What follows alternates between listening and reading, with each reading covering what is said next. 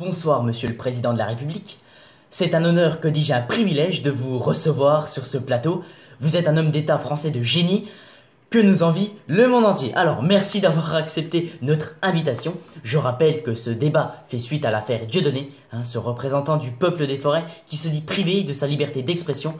Je m'adresserai à vous en premier, Jérémy. Vous pouvez vous relever, vous avez la parole. Attention quand même. Dieudonné, dans certaines circonstances, sur certains propos, a été condamné. C'est la justice qui décide, c'est pas l'État qui décide, c'est la justice. Est-ce que ça a été la liberté d'expression poussée jusqu'au bout, ou est-ce que ça a été l'apologie de la haine? Et là, c'est condamné. Monsieur le Président, l'humour, c'est un peu comme la musique. Il y a tous les styles et tous les registres possibles et inimaginables. Dieudonné aime que les racines du rire soient dérangeantes.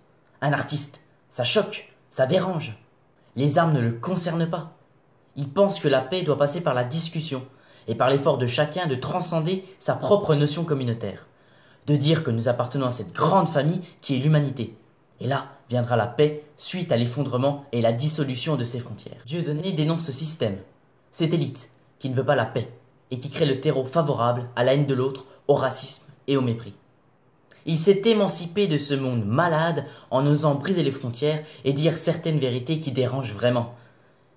Il s'est aperçu que c'était là, les limites et les contours de la liberté d'expression. C'est pour cela que dans la société française, la limite, c'est Dieudonné. Ouvrez les yeux!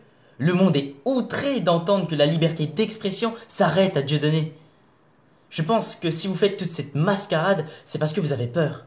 Car cet artiste éveille les consciences. C'est pour cela que vous effrontez à cet acharnement et à ce lynchage médiatique dont l'humoriste est victime depuis plus de 10 ans. Vous lui interdisez tout contact avec l'opinion publique, de peur que si l'opinion publique l'écoute, nous ne voulions plus vous écouter. C'est totalement aberrant et diffamatoire.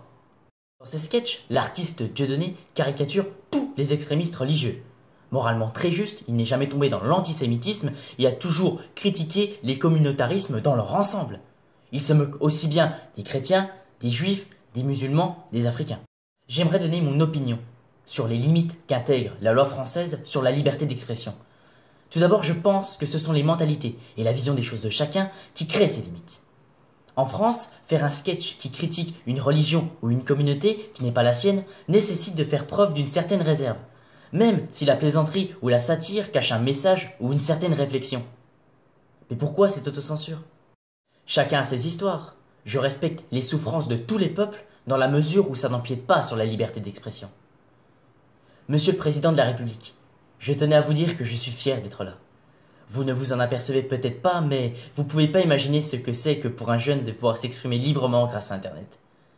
Je terminerai par cette citation. Il n'y a pas de limite à l'humour, qui est au service de la liberté d'expression. Car là où l'humour s'arrête, bien souvent la place est laissée à la censure ou à l'autocensure.